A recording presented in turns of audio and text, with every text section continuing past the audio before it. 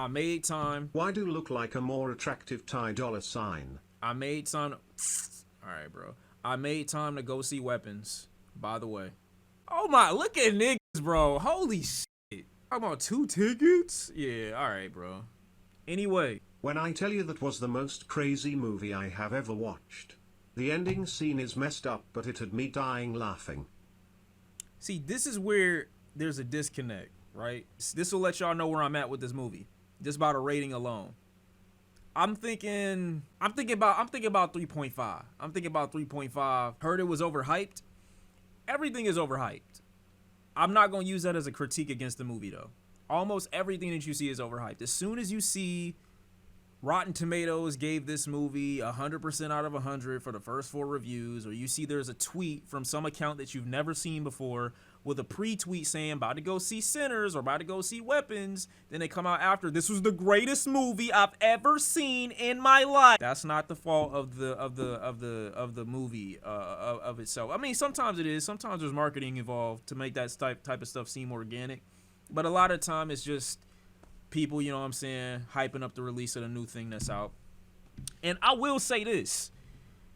This was one of the most enjoyable movie experiences I've ever, you know what I'm saying, like had the pleasure of going to. I have like maybe 5 movies that I've ever seen in my whole life that's made me feel like me and the entire theater were on the same page when watching it in terms of our hype for it and our reactions to it and how loud the movie got at certain points that wasn't the movie, but it was the crowd that was watching it. I would say Avengers Endgame is up there. I know y'all probably laugh at this, but Why Did I Get Married is up there. If you black and you saw the movie in theaters when it came out, that shit is up there. Weapons 100% is up there. It's a funny ass movie. And there's a couple other movies that I had that reaction to. The Conjuring was in there. It's a bunch of it's a couple movies, but that type of movie only comes once in a while. It is a must see if you see it within the next 7 days. I loved seeing this in the beginning of the movie. Anything off the cuff immediately, I'm like, oh yeah, this is about to be amazing. I love the way the perspectives in the movie are shown, the way the story is told. With the teacher, she loses all her students. The whole town blames her.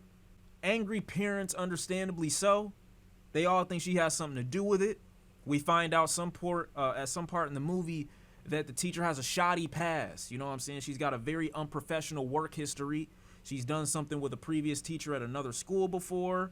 She kind of crosses the line when it comes to some of her students. We find out that she's driven some of them home before. Just not a professional to the T-ass teacher that would obviously cause some suspicion amongst the parents. Automatically, I'm like, all right, this is cool. I like the camera work in the beginning. I like some of the scares. And then we're introduced to this concept of multiple perspectives. I'm thinking that we're going to be stuck with Justine the entire movie.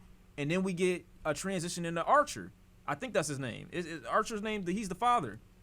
His performance in the movie is probably the most moving to me, because I feel like he was the most compelling and most understandable POV that we see throughout the entire thing. Still upset that he didn't get the most screen time, but I do think that the most important character did end up getting the most screen time. But still, I think we could have gotten a little bit more screen time with him more specifically. And I thought his little speech to his son when he was talking to him in bed, what he thought was his son, was just incredibly moving. You could just tell how desperate he was to hold his baby boy. We get Paul's perspective, we get Marcus's perspective, we get James' perspective, we get Alex's perspective, and then the movie kind of all comes into one ship with itself without every character necessarily making it to the most important part of the movie, which is a little bit of a concern for me, but it's not like the worst thing in the world. We get the revelation of the aunt.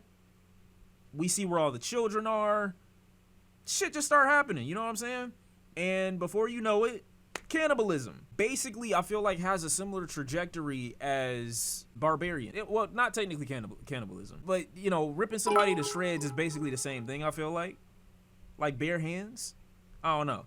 That's just me personally. I feel like, you know, why not eat her at that point? Anyway, my biggest issue with Barbarian, for people who don't know, has always been very strong foundation, very, very, very shaky landing that you can never give a 10 out of 10 to, because the roots of the movie aren't grounded in anything that you can attach yourself to or see yourself in or anything that just like feels real. You know what I'm saying?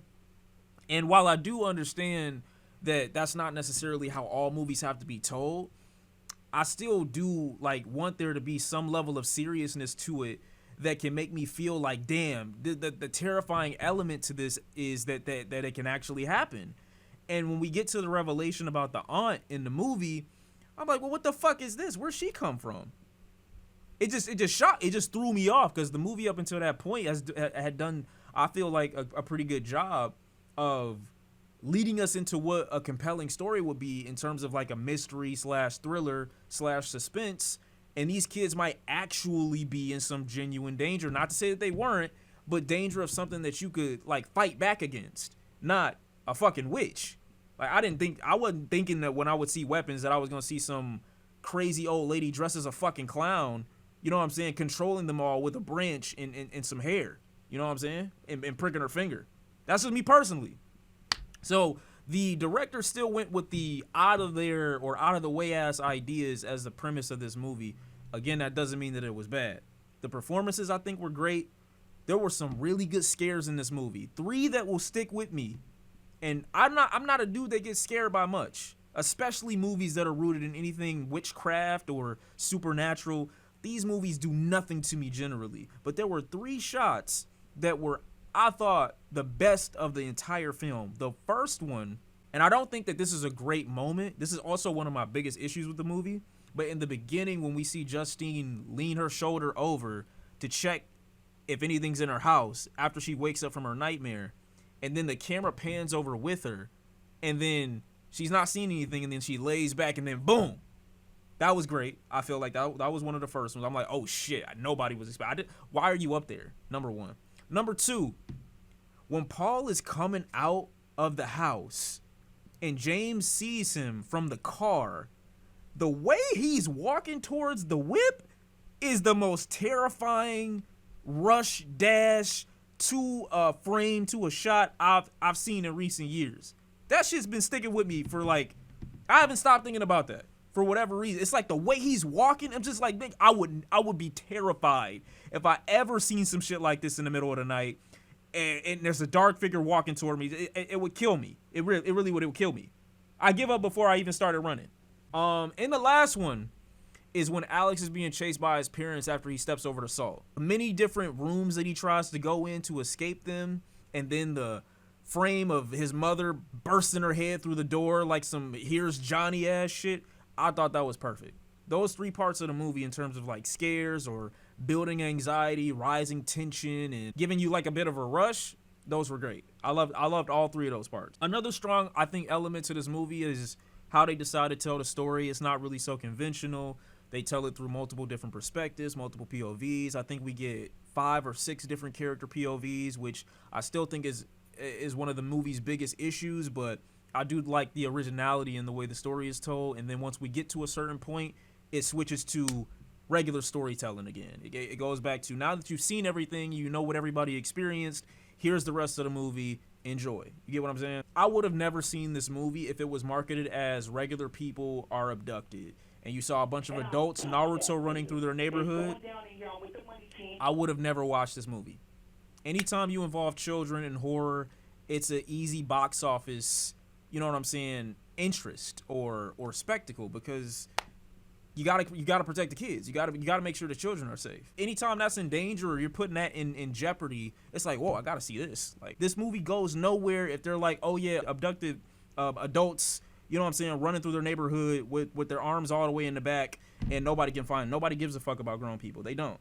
It is what it is. Yeah, because the issue when it comes to adults and teenagers, when you're trying to market them as like people that you have to save within the movie or like delicate beings within the movie, you have to like them first. I don't need to like the children in the movie to acknowledge that they need to be protected in the movie. In a regular movie, if they were trying to market this towards adults, you need to actually know the characters. You would need to know, like, I would feel like I would need to know the backstory of the adults or the teenagers in order to be invested. But it's kids, so I'm like, these kids could all be assholes. I wouldn't give a fuck. And I think that works to its benefit. I would say the aunt's performance as the witch is very disturbing. I think her performance is extremely disturbing, and I think it works really well as a centerpiece to the movie. Even if I don't like the reveal of her character at all, I still think that the way she portrays the sinister nature of what's going on, especially to Alex when we see their dynamic in the house and he's just basically having to follow her orders, I think that's done really well. I think it's shot really well, and I think her performance is good enough to keep you on the edge of your seat, because you don't really know what her motivations are, why she's doing this. You can clearly tell she's being deceptive, and there's a larger plan afoot. Unfortunately, we don't even get to see what that plan is, because I feel like the movie ends a little bit too quickly, even though it has 2 hours to tell its story. And a portion of why we don't end up getting to that destination, I feel like, is because we spent so much time retelling the same story through multiple POVs, where we could have just kind of gotten a linear type of story told from 1 or 2 perspectives, and we could have gotten more information about the aunt, her whereabouts the last few years, and the motivations for what it is that she needed all these children for, outside of maybe prolonging her own life by having these spells cast over them. Multiple perspectives angle with this movie isn't as effective, considering there are certain characters I don't even feel like are needed. I don't feel like, despite her being who the movie intro is from and kind of who it centers around for a certain particular time, I don't feel like Justine's perspective is really valued that much when we get beyond her initial intro. Such a central theme to the movie at first, and then she basically, after, you know what I'm saying, her POV ends, she's essentially irrelevant throughout the rest of it.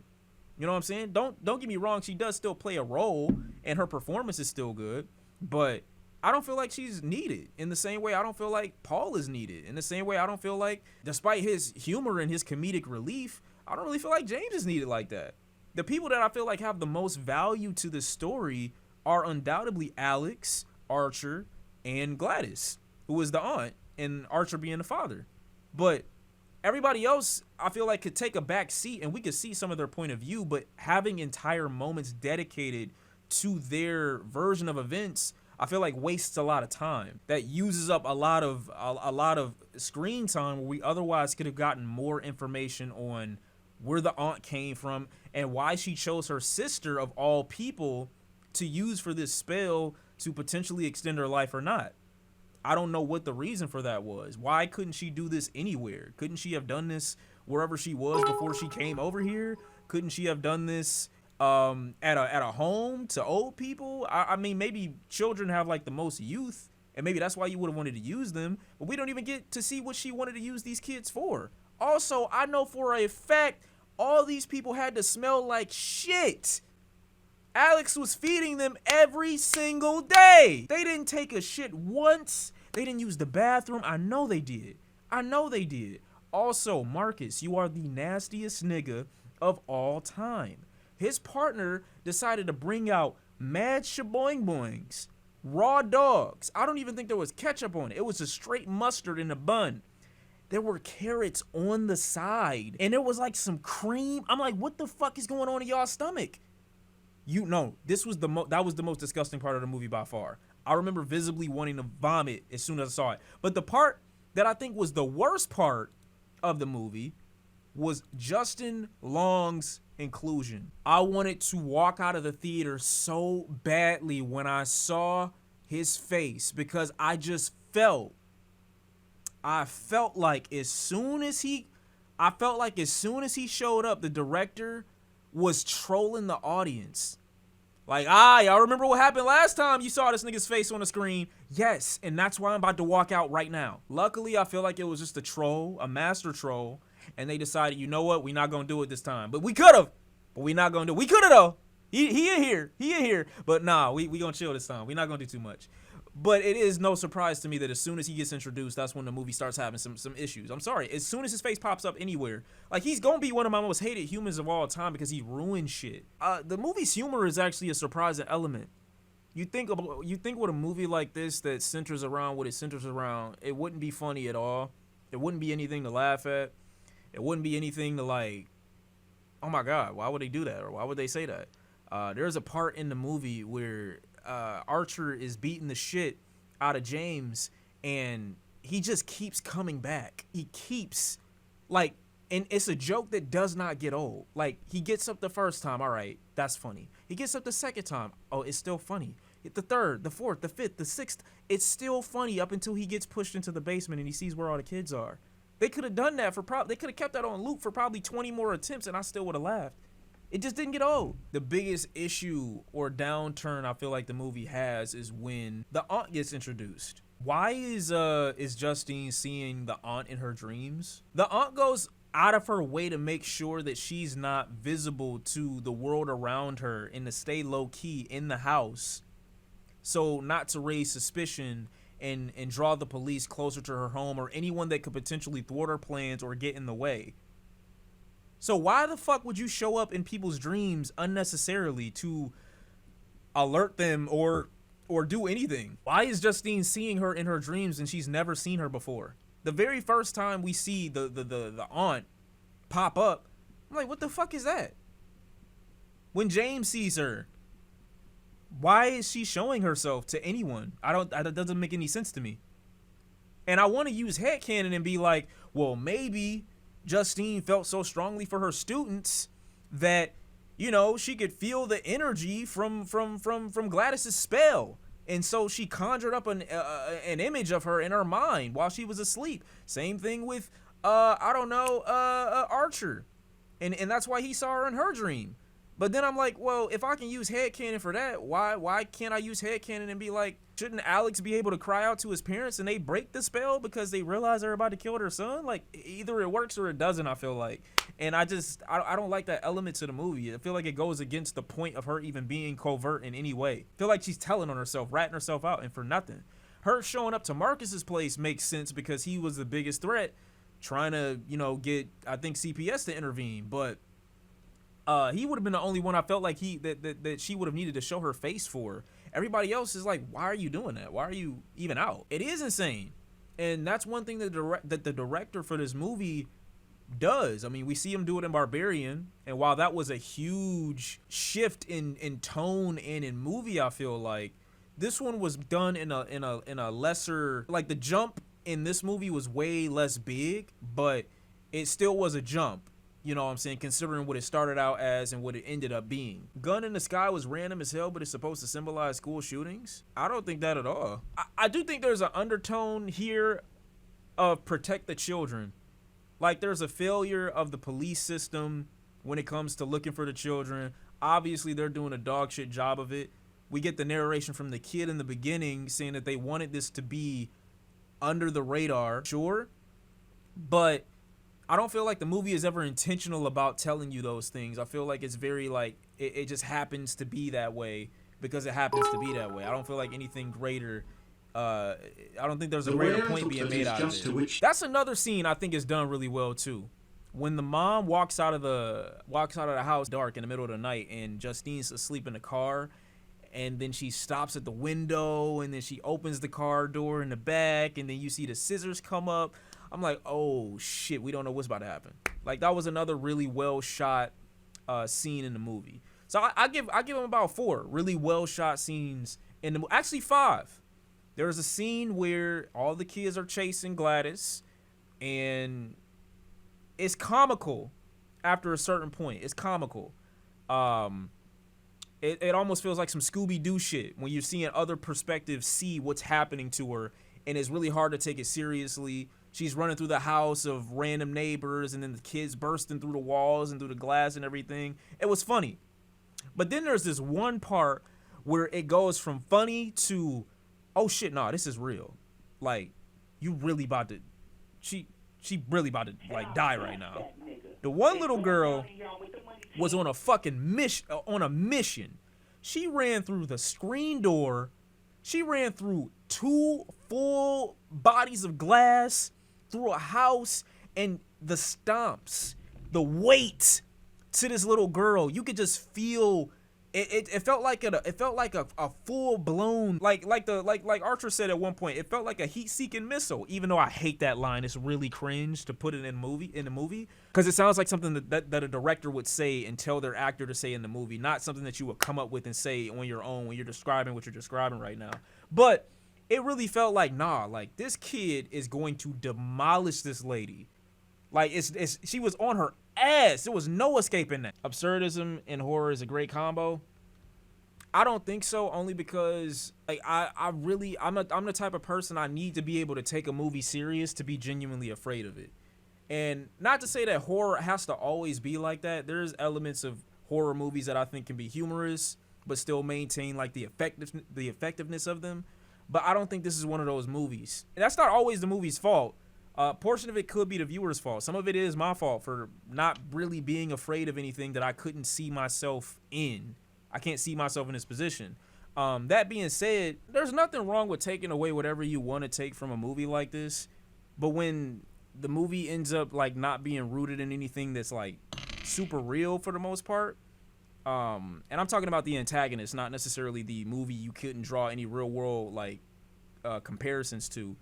I just feel like that's up to your interpretation, which is fine, but you shouldn't make that the standard for what everyone should take away from this movie, because it's just not. It's not that. You don't need to have a reason to put anything anywhere. The basis for certain movies are just primarily for box office. And I'm not saying that this was made for box office. I'm sure he had a genuine interest in putting this movie out, but sometimes there's no larger meaning to it. And I think directors can sometimes make certain inferences that the audience can draw comparisons to, but what the idea of them doing that in mind, like before they're making the film, I don't think that there was that effort here. I just don't. I think that he used certain things that he knows are going to get people out to theaters, which is kids, the innocent. How do we make them a central theme of this movie? How do we victimize them for this movie and get people to feel, you know what I'm saying, justifiably up in arms about this to come see it? Like, this is what you got to center it around. I don't recommend anybody see scary movies by themselves. I don't. Not because they're too scary, but because I really do believe the joy in seeing movies like this is when you see it with people. And it's only the horror movie genre that I get this enjoyment out of when I see movies with other people. It's never any other genre. I can watch other genres of movies with people, but this one, or these types specifically, always draw like the best time out of it, because oftentimes movies don't be scary. They don't. Oftentimes a movie will come out and I'll just be like, all right, bet, it is what it is. I'm gonna just consume it the way I'm gonna consume it. If it's scary, it's scary, but sometimes there are humorous elements to it. Sometimes there are elements in the movie that you can't take seriously. I just feel like the experience of seeing this with multiple people, whatever the case is, enhances it. But like I said, there is definitely something that you can draw from basically our system and the way society treats, you know, endangered children, you know, and how at risk they actually are, you know what I'm saying, at all times. Not necessarily being at risk of witchcraft, which is another part of this movie that kind of disconnects me from it, which is something that disconnected me from Barbarian. But in general, like I said, it's got an original way of telling its own story. It's got an original concept, and I'm always a fan of that. I absolutely hate when movies have somber endings and they don't reach the conclusion that the movie kind of is leading you into believing that you're going to get through the efforts of the antagonist. I hate when movies do that. They put a goal or a purpose in the brain of the antagonist that they're writing into their film, and you never get to see it come to fruition, but the movie still ends somber. The movie still ends in a, aw, that sucks kind of way. Because if you're going to end your movie like that, then go all the fucking way. Don't half-ass it and be like, oh, well, the kids will never be the same again. His parents are still vegetables, kinda. He's going to another family, a different aunt somewhere else that we have no idea about. No, let's introduce the concept of whatever this old lady, this old witch was trying to gather these children and people for, just for her to be ripped apart by the same people she cast the spell over. That was the same thing that happened in Bring Her Back. In Bring Her Back, I'm thinking, okay, maybe the thing actually works. And the woman manages to revive her daughter. But she doesn't revive her daughter. She revives a spirit. She sacrifices the adoptive daughter, the blind girl, and brings somebody back completely different. And something else entirely happens. You know what I'm saying? Let the goal be accomplished. Don't stop before the character gets there, because it ruins almost half of the danger and why they were even in the movie in the first place. I hate that. Hereditary ending was so good because the last 20 minutes was like an epilogue. I give Hereditary that. And I shit on A24 a lot. Y'all know this. But I love the fact that Hereditary went all the way. It would be reasonable for the police to stake out the kid's house, like the one kid that didn't go missing. Like why they would be like, yeah, all the other kids are missing. We just gonna go look for them and not watch the house of the child that is still here. I don't know why they wouldn't stick around. But sure, I guess just fucking leave. I don't know. I mean, that's another point. Is like, how did Archer watch the footage? Granted, I know he's a grieving father and he wants to find his kid more than anybody, but like, how the fuck would a detective not be able to come to this conclusion, but a fucking random construction worker can? I would never watch this movie again. How about that?